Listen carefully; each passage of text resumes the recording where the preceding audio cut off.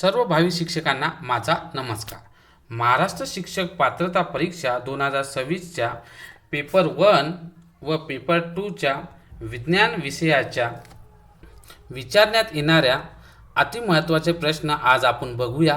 तरी तुम्ही याचा चांगल्या प्रकारे सराव करा. तर प्रश्न पहिला आपण बघू. पहिला प्रश्न काय म्हणतो, खालीलपैकी कोणत्या माध्यमातून ध्वनीचे प्रसारण सर्वात जलद गतीने होते. म्हणजे कोणत्या माध्यमातून तुमच्या ध्वनी साऊंडचे प्रसारण म्हणजे ट्रान्सफर होतो सर्वात जलद गतीने. इथं तुम्हाला ऑप्शनमध्ये दिला आहे पहिला स्थायू, नंतर नाही का वायू, नंतर द्रव्य आणि चौथा दिला आहे तुम्हाला निर्वात. तर लक्षात ठेवा, सर्वात जास्त ध्वनीचे प्रसारण हे स्थायू माध्यमातून होत असते. जर तुम्हाला विचारलं असतं कोणत्या माध्यमातून ध्वनीचे प्रसारण होत नाही, जर असा जर प्रश्न आला तर त्याचं उत्तर राहील निर्वात. निर्वात हे असं माध्यम आहे की ज्यातून ध्वनीचे प्रसारण होत नाही. हे लक्षात ठेवा. यानंतरचा समोरचा प्रश्न, कॉलरा हा रोग खालीलपैकी कोणता आहे. पहिला ऑप्शन दिला आहे तुम्हाला संसर्गजन्य रोग, दुसरा दिला आहे संपर्कजन्य रोग, नंतर दिला आहे साथीचे रोग आणि नंतर दिला आहे यानंतर यापैकी नाही. आता बघा, कॉलेरा हा रोग नाही का संसर्गजन्य रोग आहे आणि हा कशापासून होतो, व्हायब्रिओ कॉलेरा नावाच्या जीवाणूपासून होतो. आता प्रश्न पडला असे, संसर्गजन्य रोग म्हणजे काय. हे रोग नाही का जीवाणू, विषाणू, बुरशी, परजीवी यापासून होतात. शरीरात नाही का यामध्ये काय होतं, सूक्ष्मजीव प्रवेश करतात आपल्या शरीरामध्ये आणि त्यापासून हा रोग होतो. त्यानंतर आपला कोविड-19 हा पण नाही का संसर्गजन्य रोग आहे. त्यानंतर हा संपर्कजन्य रोग म्हणजे काय, ज्यामध्ये संपर्क येतो. आणि त्यानंतर नाही का साथीचे रोग म्हणजे काय, जेव्हा साथ येते, जसं पावसाळ्यात साथ येतात तर नाही का हा साथीचे रोग राहतात. समोरचा प्रश्न बघू. काय म्हणतो, खालीलपैकी कोणता धातू 100 डिग्री सेल्सिअस पेक्षा कमी तापमानाला वितळतो. आता इथे तुम्हाला ऑप्शन दिला आहे. पहिला दिला आहे लोखंड, त्यानंतर दिला आहे सोडियम, त्यानंतर दिला आहे तुम्हाला ॲल्युमिनियम आणि त्यानंतर दिला आहे तुम्हाला मॅग्नेशियम. तर लक्षात ठेवा, यामध्ये हा सोडियम असा आहे, हा 100 डिग्री सेल्सिअसपेक्षा कमी नाही का तापमानाला वितळतो. किती राहतो याचा, कितीला वितळतो जर विचारलं तर 97.8 डिग्री सेल्सिअस म्हणजे काय 97.8 डिग्री सेल्सिअसला हा वितळतो. समोरचा प्रश्न बघा, खालीलपैकी कोणत्या क्रियेने द्रवाचे रूपांतर वायूत होते. मग आता ऑप्शन दिले आहे बघा. पहिले आहे संगणक क्रिया, दुसरी दिली आहे गोठण क्रिया, तिसरी दिली आहे बाष्पीभवन क्रिया आणि चौथी दिली आहे यापैकी नाही. आता इथं आपल्याला दिलं आहे द्रवाचे रूपांतर वायूत होते. आता द्रवाचं रूपांतर वायूत होते, जसं की पाणी आहे, पाण्याचे रूपांतर वायूत होते. पाण्याला जर उष्णता दिली तर त्याचे कशात होते, वायूत होते. मग पाण्याला उष्णता भेटणे म्हणजे त्याचं काय होत असते, बाष्पीभवन होते. म्हणून नाही का याचं उत्तर राहणार बाष्पीभवन क्रिया. पण जर याच वेळेस जर तुम्हाला दिलं असतं की नाही का द्रवाचे रूपांतर वायू, पण जर तुम्हाला दिलं असेल द्रवाचे रूपांतर स्थायूमध्ये जर दिलं असतं तर मग तुमची आली असती गोठण क्रिया. पण इथं आपल्या द्रवाचे वायू दिल्यामुळे याचं उत्तर आहे ना बाष्पीभवन क्रिया. समोरचा प्रश्न बघू आपण. काय म्हणतो, निशामृदा, शेण, शेतीतील कचरा इत्यादीचा कोणता वायू तयार करतात.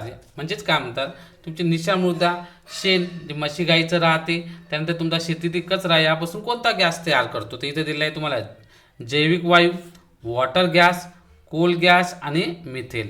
तर लक्षात ठेवा, यापासून होतो जैविक वायू. आता जैविक वायू म्हणजे काय, आपला बायोगॅस. तुम्हाला माहिती आहे बायोगॅस म्हणजे तुमचं शेण, शेतीतील कचरा यूज करता. मग यामुळे याचं उत्तर राहणार जैविक वायू. आता वॉटर गॅस म्हणजे काय, हा पण नाही का कृत्रिम गॅस आहे. हा तुमच्या इंडस्ट्रीमध्ये जेव्हा औद्योगिक इंडस्ट्री राहतो त्यासाठी पण यूज करता. आणि कोल गॅस म्हणजे काय, तुमचा कोळसा गिलसा जो आहे, कोळशापासून जो मिळतो त्याला कोल गॅस म्हणतात. मिथेन तर सर्वांना माहीतच आहे. समोरचा प्रश्न बघू आपण. काय म्हणते समोरचा प्रश्न, गंधक मोठ्या प्रमाणात कशात विरघळते. आता इथं दिलं आहे तुम्हाला ऑप्शन इथर, अल्कोहोल, कार्बन डायसल्फाईड आणि पाणी. आता गंधक मोठ्या प्रमाणात कशात विरघळते विचारलं आहे, त्याचं उत्तर राहते कार्बन डायसल्फाईड. समोरचा प्रश्न बघू आपण. समोरचा प्रश्न काय म्हणते, चांदीला ठोकून चांदीचा पत्रा तयार करतात तर आहे. धातूच्या या गुणधर्मास काय म्हणतात, या गुणधर्माला काय म्हणतात. इथे दिलाय तुम्हाला पहिला तन्यता, ठिसूळता, वर्धनीयता आणि तंतुमयता. तर याचं उत्तर आहे वर्धनीयता. समोरचं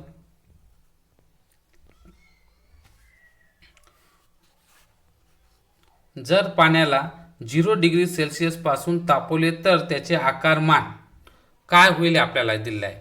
ऑप्शन दिलं आहे वाढते, सुरुवातीला वाढते आणि नंतर कमी होते, तसेच राहते, 4 डिग्री सेल्सिअसपर्यंत कमी होते.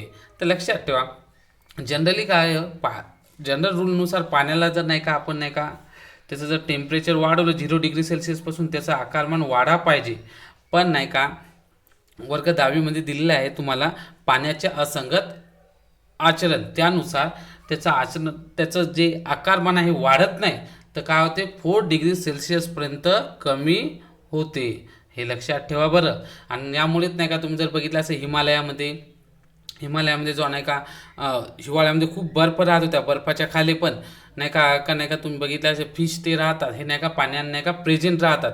कारण की बर्फाच्या खाली पाणी कशामुळे राहते, कारण त्या पाण्यामध्ये नाही का 4 डिग्री सेल्सिअसपर्यंत टेम्परेचर राहते. तर हे त्याचा आन्सर आहे. म्हणून नाही का लक्षात ठेवायचे आकारमान कसे होते 4 डिग्री सेल्सिअसपर्यंत कमी होते. हे झालं 4 याचा आन्सर. समोरचं बघू आपण.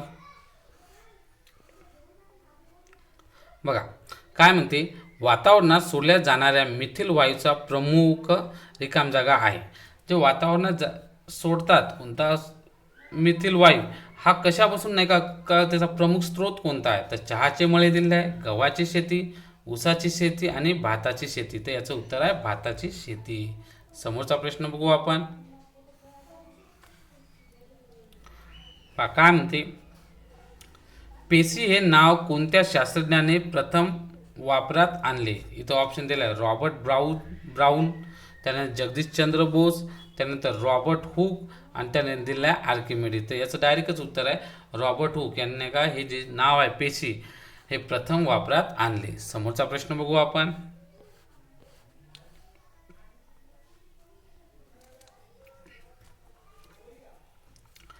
आहारातील ऊर्जेचे प्रमुख स्रोत कोणते. म्हणजे आहारातील कशापासून नाही का आपल्याला नाही का प्रामुख्याने ऊर्जा मिळते. इथं ऑप्शन दिलं आहे प्रथिने, मेद, जीवनसत्वे आणि कार्बोदके. तर लक्षात ठेवा कार्बोदके म्हणजे कार्बोहायड्रेट, हे नाही का आपल्या नाही का प्रथिनाचे प्रमुख स्रोत आहे. मग कार्बोहायड्रेट कशात राहते, तर लक्षात ठेवा आपली ज्वारी, बाजरी, गहू, तांदूळ, बटाटे, फळे, मका यामध्ये नाही का कार्बोहायड्रेट म्हणजे कार्बोदके असते आणि आपल्याला प्रमुख ऊर्जा स्रोत आहे. समोरचा प्रश्न बघू.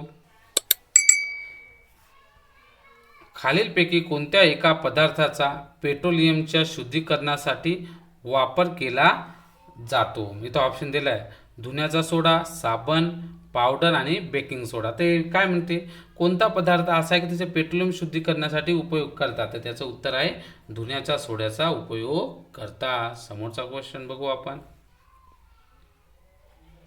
काय म्हणते मानवी रक्ताचा पीएच म्हणजे पॉवर ऑफ हायड्रोजन किती असतो. तिथे दिलं आहे 3.4, 7.4, 7, 8.3. तर लक्षात ठेवा मानवी रक्ताचा हा पीएच नाही का 7.35 म्हणजे 7.35 टू 7.45 च्या दरम्यान असतो. आता या दोन्हीच्या दरम्यान आपल्यापेक्षा ऑप्शन कोणता आहे 7.4. म्हणून नाही का मानवी रक्ताचा पीएच म्हणजे पॉवर ऑफ हायड्रोजन किती राहतो 7.4. समोरचा बघू आपण प्रश्न. काय म्हणते पिवळा फॉस्फरस मध्ये साठवितात. काही कशात नाही का साठवतात हे आपल्याला विचारलेलं आहे. इथं ऑप्शन दिलेलं आहे अल्कोहोल, इथर, पाणी आणि केरोसिन. रियालिटीमध्ये हा पिवळा फॉस्फरस साठवत नाही तर त्या खाली ठेवतात. तर कशाच्या खाली ठेवतात पाण्यामध्ये. पण इथं तुम्हाला साठवते दिलेलं आहे पण नाही का हा नाही का पाण्याखाली ठेवतात. तर का ठेवतात कारण काय की नाही का पिवळा फॉस्फरस जर हवेतील ऑक्सिजन सोबत जर नाही का त्याची अभिक्रिया म्हणजे रिॲक्शन झाली तर नाही का त्याचा तो काय करतो पेट घेतो. म्हणून पेट न घेण्यासाठी हा काय करतात पाण्याखाली ठेवतात. म्हणून याचं उत्तर हे राहणार. समोरचं बघा.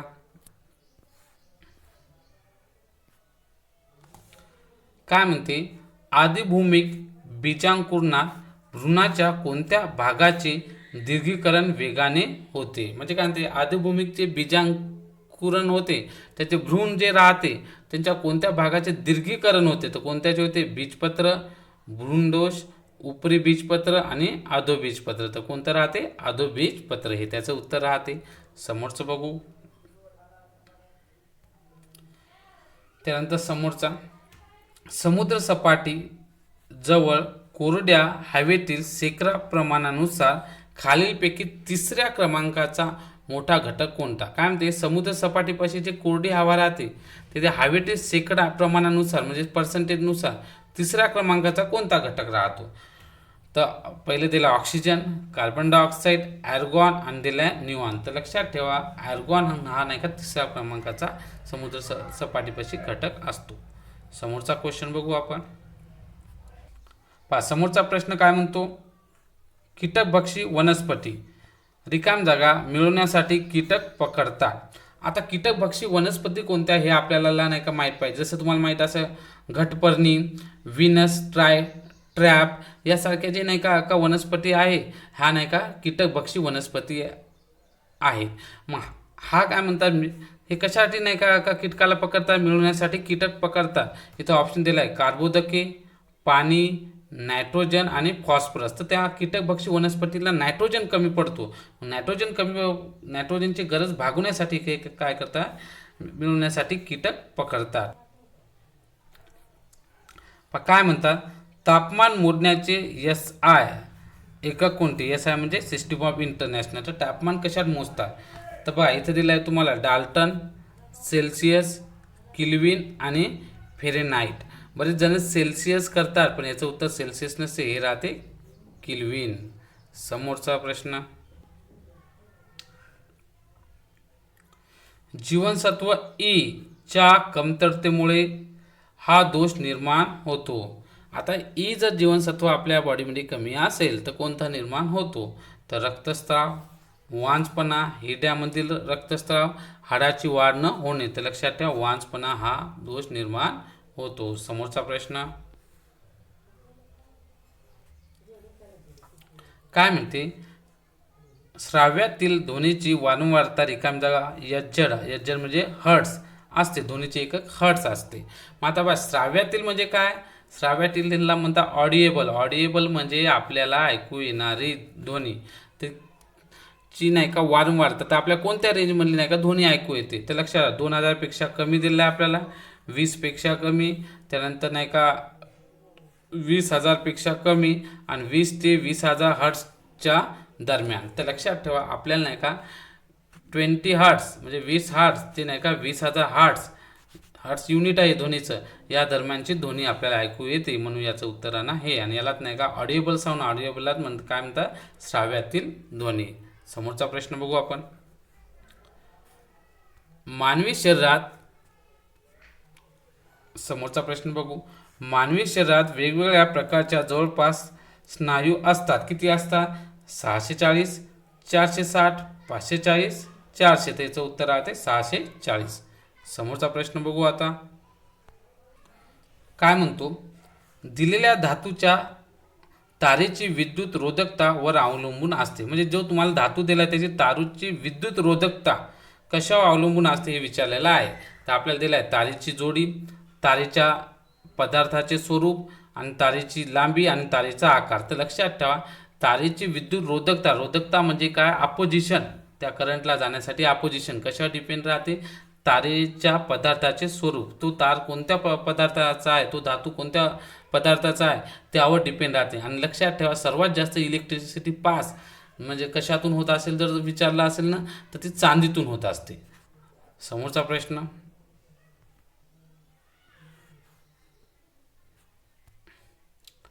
रोहित रक्तपेशी त्यांच्या 120 दिवस आयुष्यानंतर रिकाम जागामध्ये नष्ट केल्या जातात. म्हणजे रोहित रक्तपेशी आहे हे त्याच्या 120 दिवस झाल्यानंतर कशात नष्ट केल्या जातात?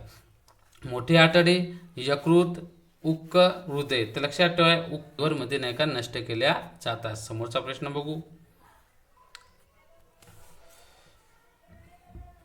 खालीलपैकी कोणते संपादित लक्षण असून आनुवंशिक लक्षण नाही.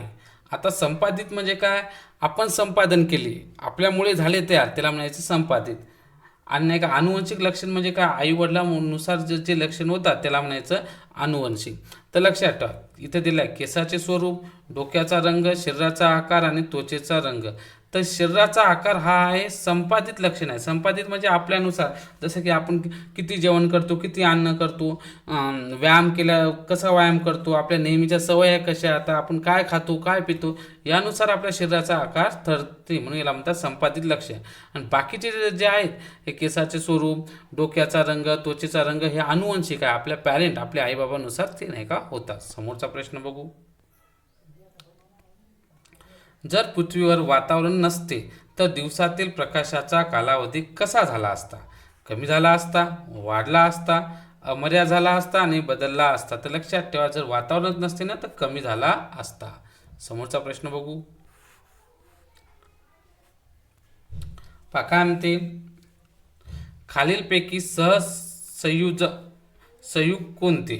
साखर, कॅल्शियम क्लोराईड, मीठ, मॅग्नेशियम राहतो. साखर हा संयुग असतो. समोरचा प्रश्न काय म्हणतो, अनुक्रमांक 3, 11, 19, 37 आणि 55 हे मूलद्रव्ये, इथं रिकाम जागा नाव आलं, रिकाम जागा आहेत. कसे आहेत हे आपल्याला बघायचे आहे. निष्क्रिय वायू, आम्लधर्मी मृदा धातू, हॅलोजन आणि अल्कधर्मी धातू. तर लक्षात ठेवा, हे जर तुम्ही बघितले असे हे सगळे नाही का तुमचा जे गण म्हणजे ग्रुप नाही का पहिल्या म्हणले आहे, म्हणजे गण पहिल्या म्हणले आहे. आणि गण पहिल्यालाच काय म्हणतो आपण, अल्कधर्मी धातू असे म्हणतो. समोरचा बघू. खालीलपैकी आत्मघातकी पिशवी असे कोणाला संबोधले जातात? तर या खालच्या 4 ऑप्शनपैकी कोणाला आत्मघातची पिशवी म्हणतात? बघू, पहिले ऑप्शन बघू. लयकारिका, केंद्रकीय बिंदू, तंतुकणिका आणि गॉल्गी काय. तर लक्षात ठेवा, लयकारिकाला आत्मघातकी पिशवी म्हणतात. का म्हणतात? कारण की ही काय करते, जेव्हा आपल्या बॉडीतील एखादी नाही का पेशी जुनी झाली किंवा नाही का ती खराब झाली, तेव्हा या लयकारिका काय करते, त्याच्या जे असलेल्या विकर नाही का पाठवते आणि ते स्वतः त्या पेशीला नाही का पचवून नाही का नष्ट करते. असं हिचं काम आहे, म्हणून हिला म्हणतात आत्मघातकी पिशवी. समोरचा प्रश्न बघू आपण. कायमस्वरूपी चुंबक रिकाम जागापासून बनवतात. कोणापासून बनवतात? कोबाल्ट, निकेल, नरम लोखंड, ॲल्युमिनियम निकेल आणि कोबाल्टचे मिश्रण. तर लक्षात ठेवा, कायमस्वरूपी चुंबक आहे हे मिश्रणापासून बनवले जातात. कोणाचे? ॲल्युमिनियम, निकेल आणि कोबाल्टचे. समोरचा प्रश्न बघू आपण. काय म्हणते, सेंद्रिय संयुगामध्ये रिकाम जागा नेहमी असतो. कोण राहतो? गंधक राहतो की ऑक्सिजन राहतो की नायट्रोजन राहतो की कार्बन? कोण राहतो? कार्बन असतो. तर अशा प्रकारे आपला हा व्हिडिओ नाही का पूर्ण झालेला आहे. तुम्हाला अशाच प्रकारे नवीन जर व्हिडिओ सायन्सचे पाहिजे असेल तर आपल्या चॅनलला एकदा लाईक करा, सबस्क्राईब करा आणि कमेंट करा. Okay, thank you.